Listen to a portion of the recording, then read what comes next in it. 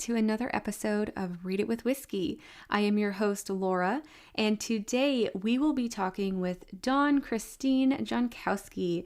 Dawn is a writer, editor, dancer, musician, shoe connoisseur, and lover of the Oxford comma. She is married to her very own rebel leader, and they live with two adorable yet spoiled dogs in Wisconsin under an infrequently seen single son. I just love that little bio, and it really ties all of who Dawn is into just a few sentences. It was incredible talking with Dawn, and I can't wait for you to hear the episode with her. Let's get into it. Welcome to Read It with Whiskey, an interview podcast highlighting self-published authors. I am your host, Laura Juntunen. The purpose behind this podcast is to help authors grow their audience while also introducing readers to their new favorite authors. Let's get to know the person behind the page. Sit back, sip some whiskey, and lean in to these self-published authors. And here is a little Laura J Live update for you. So it is April 13th, which means we are nearly halfway through Camp Nano. So if you don't know what Camp Nano is, I'll give you a little bit of info on that. I'm so weird. Okay, so NaNoWriMo is every single November. It stands for National Novel Writing Month, and every November you attempt to write 50,000 words of a new book project within those 30 days of November. So as a spin-off, Nano created Camp Nanos, which take place every April and July. Camp Nano can be very similar to the traditional Nano where you try to write the 50,000 words, or you can choose to do something a little bit different, write 30,000 words, or maybe edit your manuscript from the last November. So everybody is a little bit different when it comes to camps. So for Camp Nano for April 2021, I have begun to attempt to write 50,000 words of book 2 in the Shockwave series. So book 1, Transient Pulse, just came out on the 28th of March, which was also my 28th birthday. And thank you so much for anyone who has already purchased the book. I really appreciate it. If you have not purchased the book, then get on that. There's a link in the description to this podcast episode. Go ahead and check it out, or you can go to my website, www.laurajlive.com, and you can get it there. I'm also giving away signed hardback copies, and you can find those on the website. So back to Camp Nano. So Camp Nano is for the entire month of April, and we are currently about halfway through. And this year I decided I wanted to have a community around me in order to make sure that I stayed accountable, because in November of 2020, I don't want to say I was lucky to have COVID, but I had COVID and I was in quarantine for 10 days of November. So I literally had the ability to stay home and write for those 10 days. And I had COVID. I was positive for it. I didn't have any bad symptoms though. The worst of it was maybe 3 days of a really bad headache where I couldn't do anything. But the rest of the time that I quarantined, I was able to use that as my creative writing time. And I got to get a lot of things done for Transient Pulse while I was home. So with that being said, I don't plan on having COVID for Camp Nano. I don't plan on having it again or being in quarantine. So I knew I needed some type of support system to help me keep up with my writing goals. So I joined MeWe, and MeWe is a social media app that I had never heard of before. It's basically like a Facebook without ads. People can't pay to have their ads on your screen. And that's one of the reasons why I don't really go on Facebook, is because a lot of my timeline is ads and it just is irritating. So I decided to join MeWe and search for author platforms only, other fellow authors who are self-published, traditionally published, every type of genre. And I found the groups. So on MeWe, they have groups where you can create your own group, you can join other groups. And I decided that I wanted to create a group for Camp Nano. So I had joined the writers and authors group in MeWe, and I found some people who have similar genres as me within the sci-fi and fantasy realms, and I asked a few people if they would like to be in an accountability group with me. So I created a group called NaNoWriMo Fantasy Sci-Fi Group. So cool. I'm just generic. It's fine. So anyway, I created it. We started out with about 5 or 6 of us, and we're going to cap it around 10 or 12. But if you are currently in Camp Nano and you are writing a fantasy or sci-fi novel and are having trouble keeping up with it, reach out to me and join my group, because this accountability has been huge for me. I know it's been huge for the other people in the group as well. And I want this group to be year round. It's completely free. I'm in no way making any money off of this group. Nobody else is. We're literally just there to help and support each other. We don't let each other try and sell to one another. We don't allow ads within this group. We literally just talk about our day and how many words we write, and we help each other. We've had a few people read excerpts from the books they're writing, so then we can help them edit as we go. It's just a really, really great way to have some extra accountability while you're writing. So if you're interested in joining this group, just reach out to me. You can email me. There's a link in the episode description below.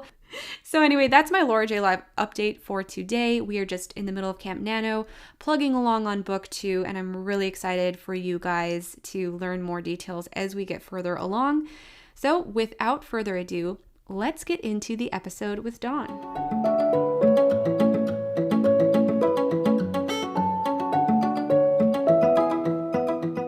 Hello, Dawn, and welcome to Read It with Whiskey. How are you doing today? I'm excellent, Laura. Thank you so much for having me today.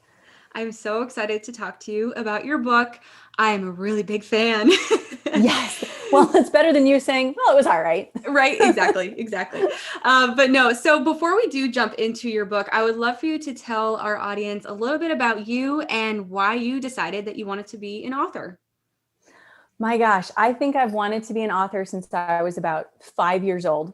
I would flip through my mom's Good Housekeeping magazines, and all those ads for the really expensive, really pretty princess dolls. I would have her cut them out, and we would put them into a folder, and I started dictating stories to her.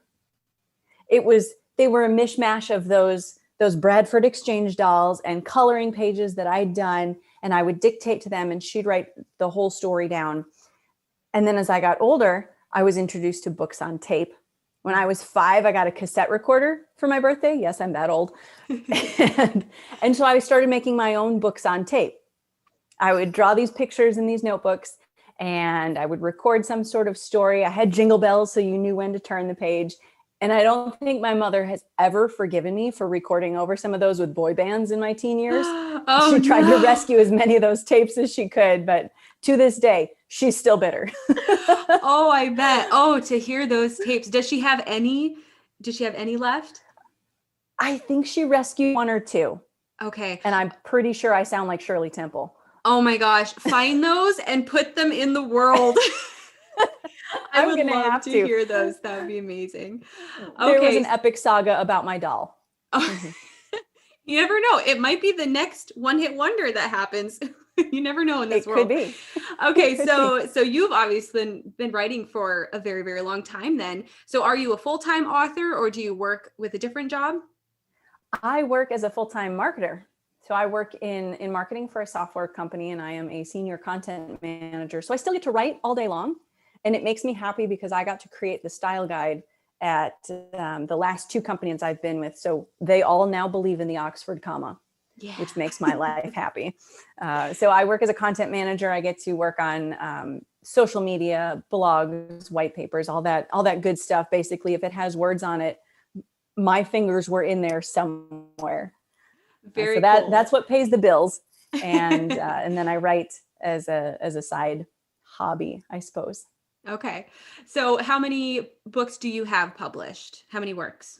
Currently, I have 2 books out of a trilogy. You just read the first one. We're going to talk a little bit more about that today. And the second one came out at the end of March, The Ashes of Hope and Hunger.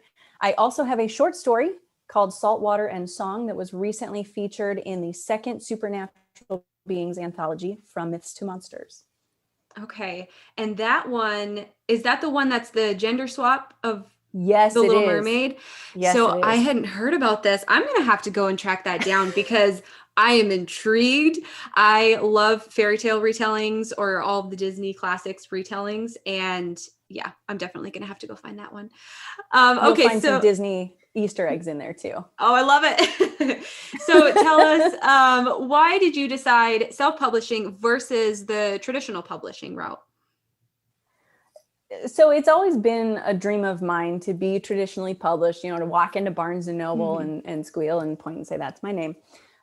But I've discovered in recent years that I'm a little too type A for traditional publishing. One might say I'm a little impatient. My husband calls me type A minus, so I feel a little better about myself because I don't like being labeled type A. I did query the Weight of Stars and Suns, did actually get a request for a revision and resubmit after a full request. But as I was thinking more about it, this story is so close to my heart. I really wanted to make sure I put it out there my way and in my time. So one might say I released indie because I'm a little bit of a control freak. Aren't we all? All of us indie authors. It's like, I just don't want to listen to anybody. I am on my own. Don't touch my baby. Exactly. And they will change it. If you get into a traditional route, they most likely will. Not saying that as a self-published author, we wouldn't go down a traditional published route if we had the opportunity. I think anybody who had the opportunity would, because it is such a great thing to be able to do if you're accepted into it. But Absolutely. you already talked about the title. So The Weight of Stars and Suns, I actually have it here. So if you're watching the video, you can see it. Podcast listeners, you won't be able to see it. But it's so pretty. And there you go. Behind you, you have the first and the second book. So tell our listeners, what is this series all about? Oh, the one thing I'm really bad at is talking about what I wrote about in a concise format. It's okay. It can be sloppy. One of these days, I'm going to have to write down an elevator pitch. I work in marketing. I should do this. The basic premise is that a little while into the future, Earth has run into overcrowding problems. And therefore, we have started looking for places to colonize. First, it was the moon, then it was Mars. And then slowly as time progressed, it became less of a, well, because we have to colonize, and became more of a, well, we just want to. And we know how bureaucracies work. So they found this planet kind of on what one might expect to be the end of space, even though space is infinite. And this planet looks different from all the others.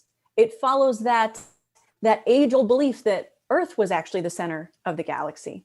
This little planet, Tav, has 36 suns all around it and that rotate around the planet itself. So the Global Alliance decides they're going to send a mission out to see if this is a colonization-worthy planet. Say that 5 times fast. Right. And because of differences in the gravitational pulls, as you might expect with that many suns around such a little planet, the original ship crashes. Again, bureaucracy. This was a really expensive mission because they were going pretty far. Back on Earth, they decide, well, that's a wash. They think everybody's dead. They have a small time of mourning and they move on. Surprise. All our intrepid adventurers lived. Yay! Thinking that the Global Alliance is going to come back to rescue them. They do essentially sell themselves to the natives for protection, for housing, for food, clothing, all these things that you're going to need on a planet that you weren't expecting to stay on for more than a couple of weeks. They figure this isn't a big deal. We're going to be rescued in just a couple more months. Obviously, months turn into years, turn into decades, turn into generations. And we first land on Tav as readers about 100 years after the ship Genesis has crashed. And we're looking at the humans who are still rising in rebellion against their essentially enslavement to the natives. And when we open, we see that the sons of Tav are starting to burn out. Goosebumps. Oh my goodness. I fell in love with this story. I mean, that was very concise, by the way. That was very, very nicely put. It sounds like you had rehearsed that. So if you hadn't, then bravo. Thank that you. was really good. I'm glad you're recording this. I might need to revisit. Exactly. So that's just such a huge, huge story because it takes place in our own potential future. Mm-hmm. Technically sci-fi, right? But then you have a whole fantastical world. So where did the inspiration from the story actually come from? This comes from that weird place when you're half awake and half asleep. It was the morning that my brand new husband and I left on our honeymoon, and we're sitting on this airplane at ridiculous o'clock in the morning, and I'm falling asleep waiting for them to finish cross-checking and take off. And I don't know where it came from, but I started thinking about that old concept, that old theory that humans used to have, that Earth was the center of the universe. And what would happen if there was a galaxy someplace where the main world really was the center? And then, delusions start going off on their rabbit trails. And I start thinking, what if there were lots of suns? Like the gravitational pull had pulled a bunch of smaller stars around, like Saturn's rings. And how would they move? Would it be it's a polar suns and they rotate around? How many hours would there be in a day? Who would live there? What would they look like? And throughout the following week on the beach and relaxing in Mexico, started thinking about, honestly, it was mermaids was one thing that came up. Speaking of saltwater and song, that's an Earth legend. How would you describe that to somebody who'd never seen that? What would they think of it? So that's kind of where it came from. And about 3 or 4 weeks after we got back, I sat down and started writing. That's incredible. I feel like a lot of authors have big life changes or pivotal moments in their own life, and it brings in stories like this. So you had just gotten married, going on your honeymoon. When me and my boyfriend just moved to Indiana, actually a year ago today, as of recording this, a year ago today. And the night before we left, I had the dream that became my book that is published March 28th of this year. So we have a very similar kind of concept with that. Big life changes bring in big stories, and now you just have to listen to yourself and get that written. So I thought that was so incredible that we have kind of like a mirrored situation there. But this is just, I was very intrigued with the idea of the 36 suns and how that would work. And as humans, we need sleep and we need dark and we can't survive when it's really, really hot outside. And I loved that you brought those ideas into the book. And you, obviously there's 36 suns, so it's daylight all the time. All the time. And I loved I believe it was in the acknowledgements, you said someone was like, you can't say that it's nighttime because it's not dark. I was so embarrassed when they pointed that out. Tell me about that process, switching your mindset from living on Earth with day and night and having to transform your mind while you're writing into this new concept of never having darkness. Yeah. So what was an interesting thought, like I mentioned earlier, you've got two polar suns. And so the ring kind of, revolves this way. So as 18 suns are rising on one side, they're setting on the other. So you get sunrise and sunset kind of clashing in the middle. And then as they rise and come up. So yeah, you're right. It's never 100% dark. Probably that sunrise twilight time is the dimmest that it gets. And so, yes, it was very embarrassing to have pointed out that, Dawn, you can't use the word night on a planet that's never dark. I just moved, actually, speaking of major life changes, I just moved from the Midwest to the South. So I wrote this book while we lived in North Carolina. And so that was also an interesting shift to me, like, hey, winter, and I'm walking the dogs in 70-degree weather in December. Right. So it kind of mirrored my experience of, wow, I now live in a state that actually has sunshine most of the time and is warmer, and shifting that point of view and understanding of seasons. And I think that paralleled pretty well, aside from the fact that, of course, I kept using night because it was a very human term. Exactly. So where did you move to in the South? We lived in Raleigh-Durham for about 3 years. Okay. All right. Yeah. Because I just moved from Florida up to Indiana. So, all right. So moving on, there's so many different things that we could talk about, but we're not going to talk about everything because we wouldn't have time. And I don't want to give away spoilers because I want people to pick this up. I appreciate that. Yes. So first of all, we already talked about a bunch of the things about this planet and these aliens. And essentially, as the reader, we see that the humans are the aliens. The Tavarians are the natives. So tell me, how did you come up with the names? So first of all, the planet is Tav, the Tavarians, and then the names of the people, because they're not traditional Earth names, I suppose, because they're on a different planet. Absolutely. So Tav, my best friend is Jewish. And so I was talking to her and started thinking about the parallels between the Israelites leaving Egypt and the slavery they encountered there. I've got a strong biblical background in my life. And so I reached out to her and I said, hey, what's the last letter of the Hebrew alphabet? She said, it's Tav.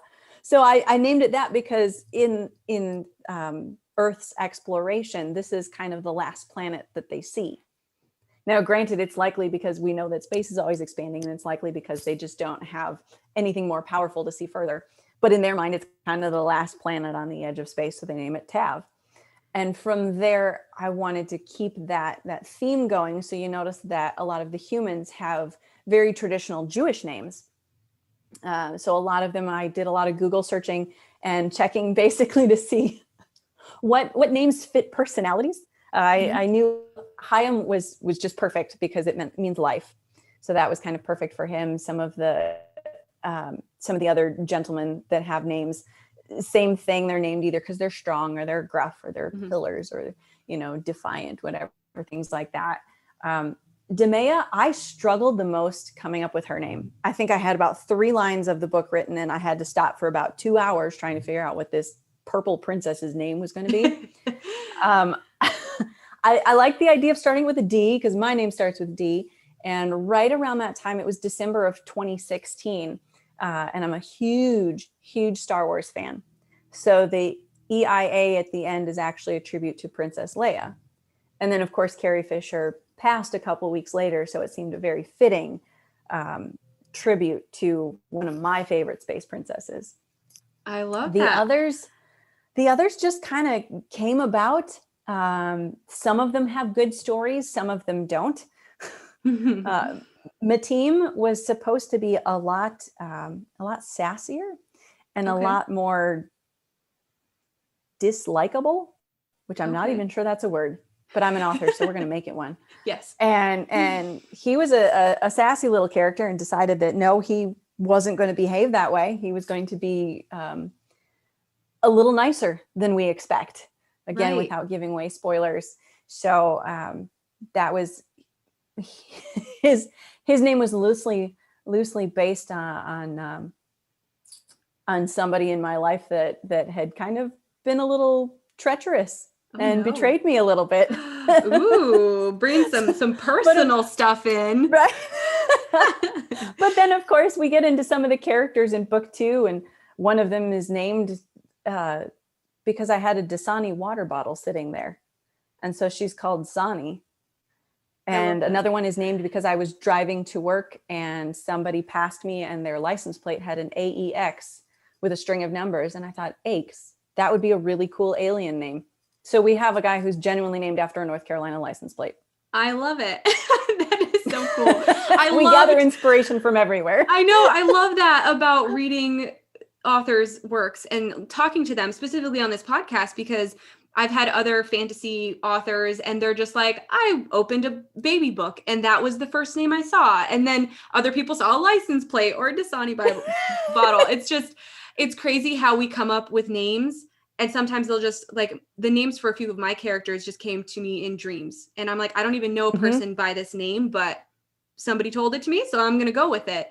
And so that's really interesting. And then it's funny because I actually pronounced, how do you say Matim?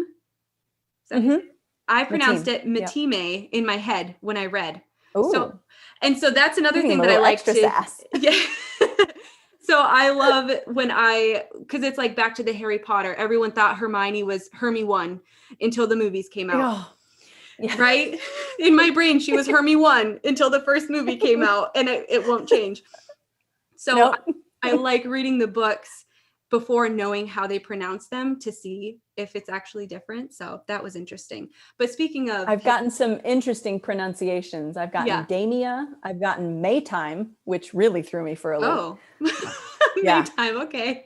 Whatever floats your boat. You just kind of subtly respond to the question with, yes, Matim. Oh, okay. Oh, I got it. But it's funny that you say his character actually evolved into something that wasn't expected, because I really enjoyed him. He was one of my favorite characters to read. And I'm not going to say what happens at the end, but it was interesting to see how the characters evolved with each other, and how it all transpired. So do you have a favorite character within the series?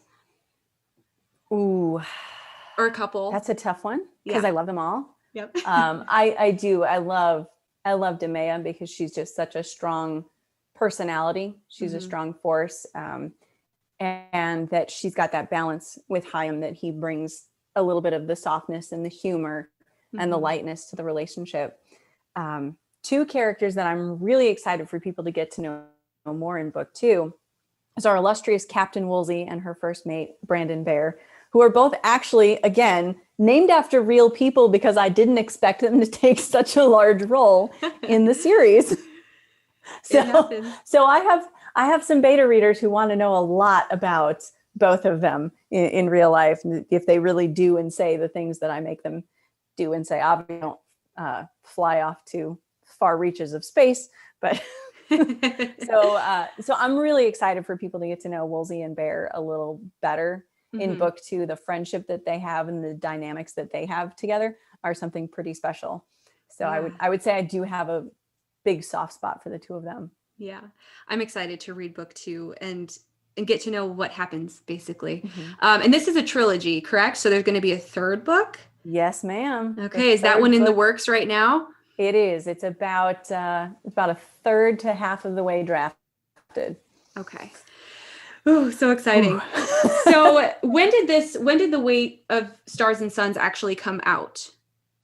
Published? The Weight of Stars and Suns was released on February 25th, 2020. Okay. One of the last public gatherings we had as a group before everything shut down. So then a year later, that's when book 2 came out, The Ashes of Hope and Hunger, March 23rd. And so do you have a tentative date for book 3? Have you revealed the name for book 3 as well? I don't have a name for book 3, actually.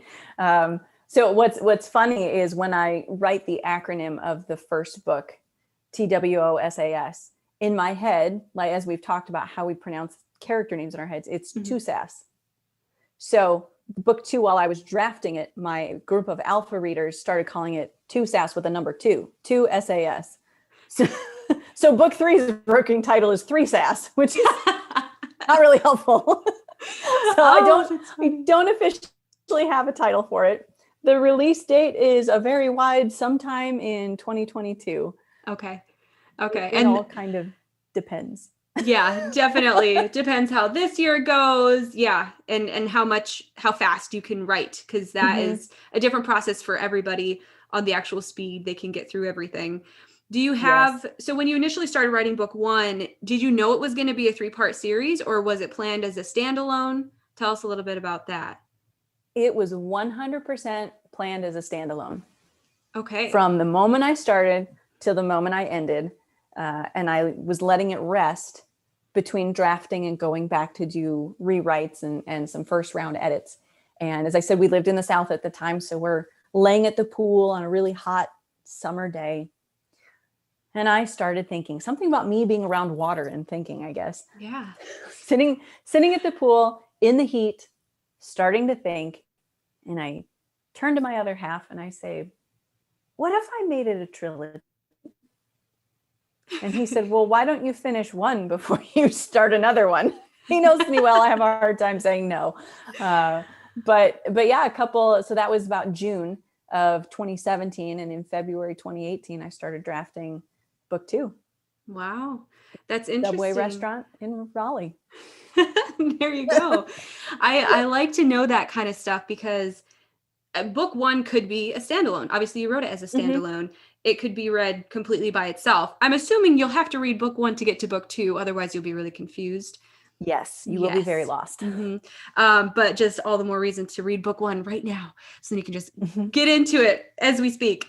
Okay, so I did want to touch on something that I was really excited about, was the idea of the tattoos within their culture on Tab, the Tavarians culture, because you have quite a few tattoos, and I actually saw I think it's your most recent tattoo. Yes, of the alphabet That's so cool. I'm actually looking to get that tattoo, and I'm scheduling out the appointment for within like the next Excellent. month or so. Um, Excellent. so I support obviously, this plan. yeah. So obviously, tattoos are important to you. So why did you decide that you wanted that to be such a big part of their culture on Tav? Honestly, part of it is because I love tattoos so much and thinking about how all of mine have a lot of deep meaning. There was either a watershed moment in my life that related to something specific. There's a reason I have a connection to Elsa from Frozen. And it's not just because everybody else in the world loved Elsa when Frozen first Right. came out. So I have several snowflakes down my side. I have dance tattoos because I'm also a dancer and I used to be an instructor. All these things that have a lot of deep meaning to me. And I thought, well, in a society, in a world that doesn't have technology, you notice that most of them don't even have last names. Mm-hmm. None of the Tavarians have last names. But that's because I thought, well, wouldn't it be really cool if they actually recorded their personal history right on their skin? So you meet somebody, you know right away what they do. You know they're a little bit about their lineage, if they're royal, if they're high ranking. Everything is displayed right there. So you're kind of a living history book of your own achievements, your own accomplishments, your own lineage. I just thought it would be a really interesting way to translate all that without you having to have long conversations with somebody when you meet them for the first time.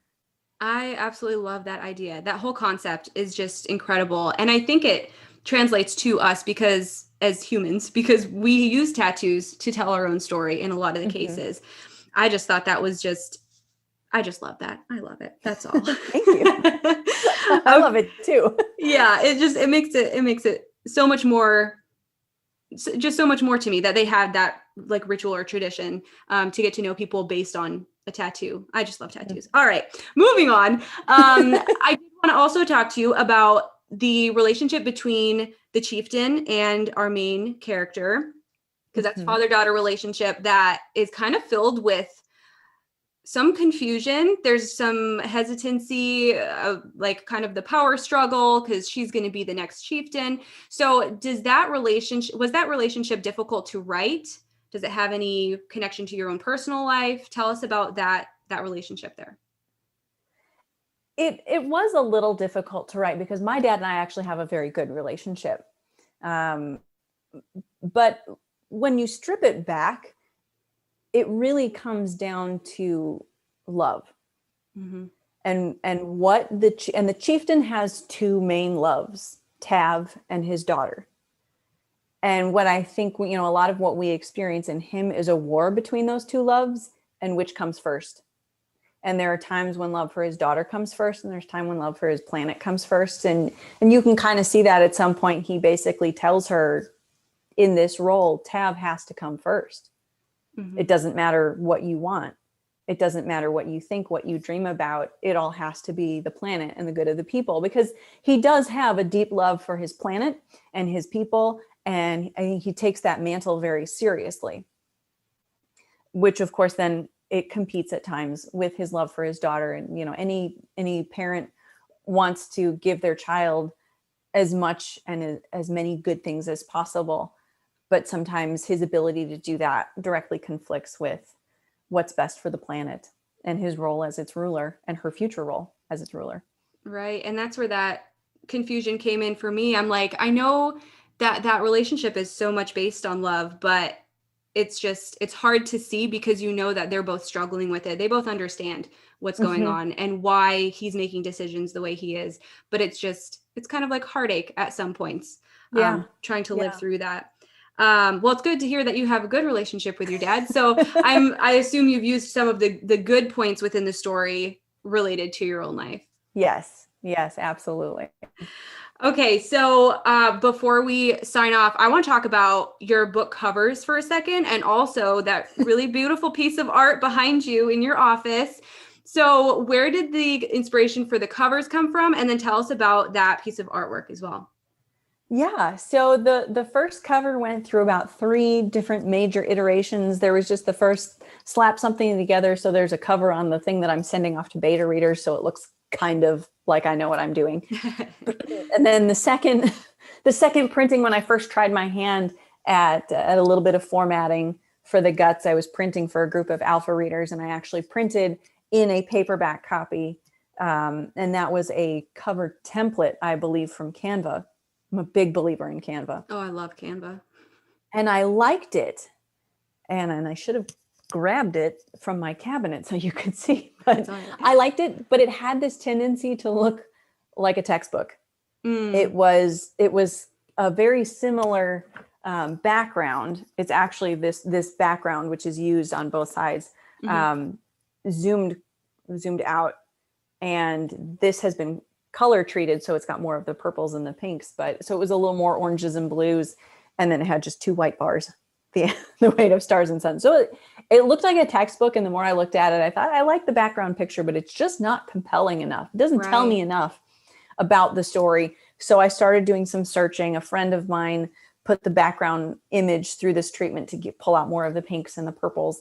And I just started searching for things. And I believe I was on Shutterstock when I found that swirl of glitter and stars.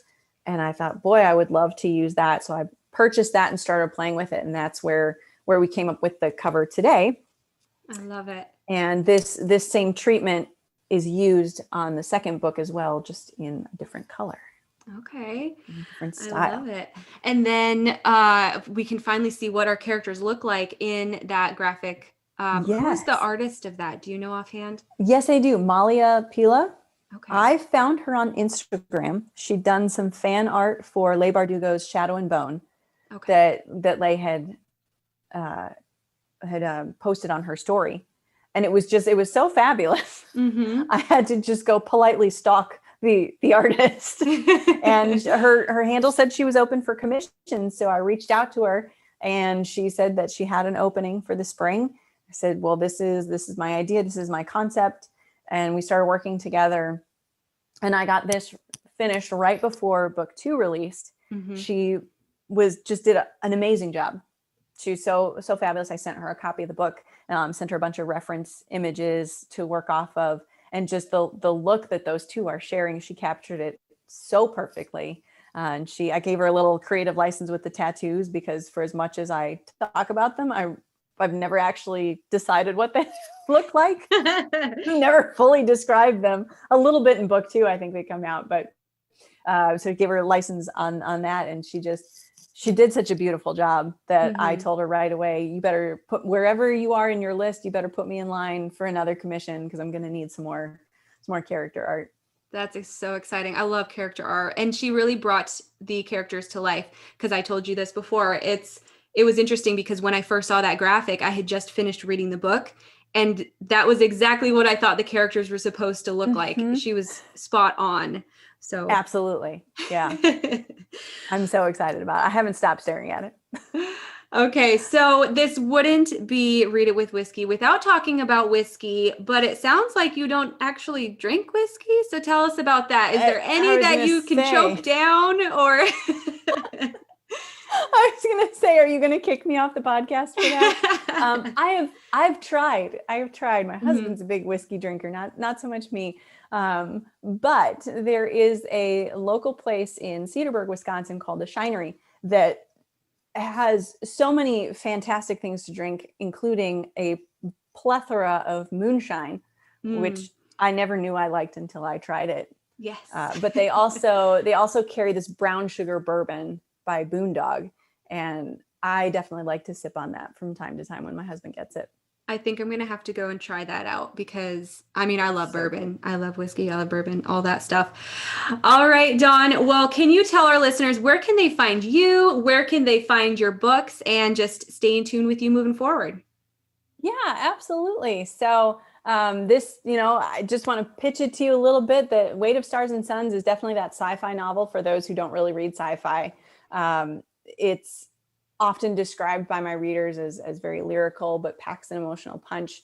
So, and everybody wants to know what happens next. So it's a good thing that you can find both books, The Weight of Stars and Suns and The Ashes of Hope and Hunger, on Amazon.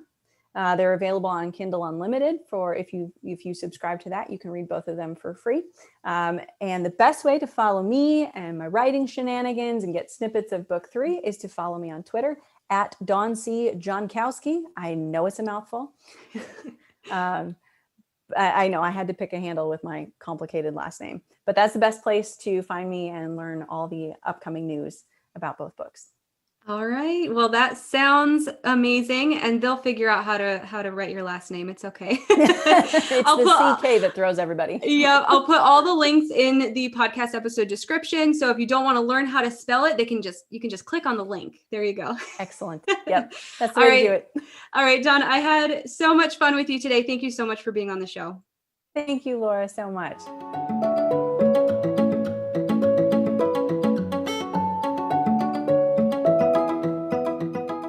Dawn and I had so much fun talking about her book, and it was something that I didn't talk about in the actual interview, but I did reference it in my Instagram stories, and I had a few people say that was what really got them excited about listening to this episode, was that I had talked about the companion story at the end of The Weight of Stars and Suns. So there's a companion story at the end of the book where we learn a little bit about a few of the characters that we met within book 1. So Dawn definitely teased a little bit in there, and I really enjoyed it. It was amazing. And her book 2 came out on March 23rd. So if you haven't read book 1 or book 2, all of the links to all of this is below in the show notes. But I'm just so glad that you guys hung out with us today and you got to hear my excitement about this book. Fantasy is something that I am really, really passionate about, and I love being able to create these worlds just from our minds. So next week, let's talk about it. Next week, we are talking to Sarah Skye. And Sarah Skye is actually 2 different authors. So we have Sarah Smith and Skye McDonald. And you may remember Skye from episode 8. We talked to her about her book, Not Suitable for Work. So Skye is back, and she is a part of a duo who wrote the book Sips and Strokes. And that book is actually coming out the same day that this episode is going to be airing for their episode, which is going to be next Tuesday, April 20th. So Sarah Skye, we had so much fun talking, and I'm so excited for you guys to listen in on this episode. We talk all about their romance book, Sips and Strokes, and we talk a little bit about each of them as well. So definitely stay tuned for next week when we talk to Sarah and Skye.